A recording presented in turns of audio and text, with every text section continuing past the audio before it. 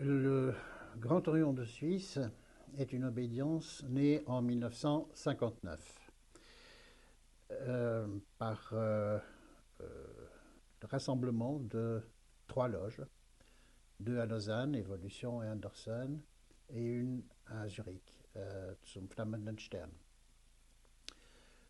En fait, les frères fondateurs, groupés autour d'une forte personnalité maçonnique de l'époque qui est Paul-Émile Chapuis, premier grand maître d'ailleurs du Grand Orient de Suisse, euh, choisissent de quitter la Grande Loge Suisse Alpina pour une raison toute simple, c'est qu'ils souhaitaient euh, obtenir la création d'une maçonnerie de type libéral, aujourd'hui on dirait libéral et adogmatique,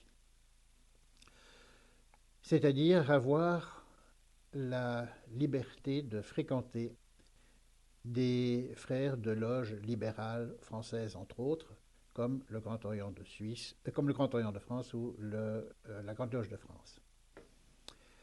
Bien entendu, il existait déjà en Suisse des loges libérales, notamment des loges du droit humain qui avaient été fondées par Georges Martin lui-même à la fin du XIXe siècle, ainsi que deux loges du Grand Orient de France, une très ancienne à l'Orient de Genève et une autre fondée en 1955 à l'Orient de Lausanne qui s'appelait euh, Lumière et Travail. Ces frères ne souhaitaient pas remettre en question les fondements maçonniques qu'ils avaient connus à l'Alpina. Ils ne voulaient pas non plus exclure ni le volume de la loi sacrée, ni le travail à gloire du grand architecte de l'univers, mais ils entendaient laisser chacune des loges de l'obédience entièrement libre de ses choix. Donc à la fois liberté de rituel et aussi liberté statutaire. Donc le Grand Orient de Suisse naît ainsi en 1959 avec ces trois loges que j'ai mentionnées et va très légèrement s'étoffer au cours des années suivantes. Très légèrement, pourquoi? Parce que, on le sait, en Suisse, la franc-maçonnerie libérale ne connaît pas l'engouement que la franc-maçonnerie libérale suscite, par exemple, en France, en Belgique ou dans les pays latins. Euh, Ce manque d'engouement pour la maçonnerie libérale est d'ailleurs propre à toutes les maçonneries de type scandinave, anglo-saxon notamment. Donc l'obédience se crée en 1959 et puis va prospérer très très très doucement. En 1967, le Grand Orient de Suisse ne compte que 4 loges.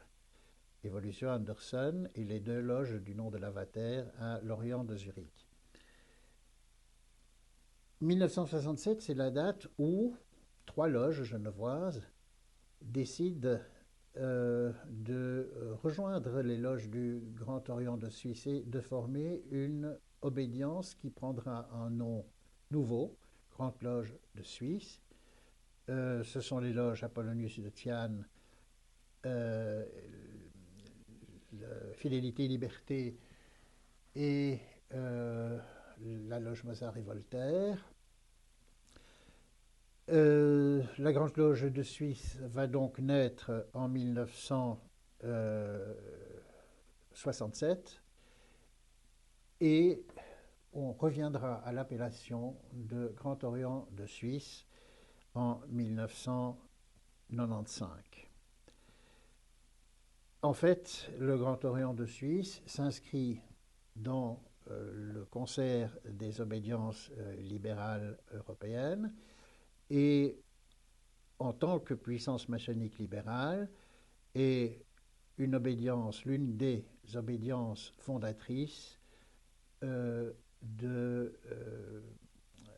centre de liaison des puissances maçonniques signataires de l'appel de Strasbourg, c'est-à-dire ce que nous connaissons sous le nom de CLIPSAS.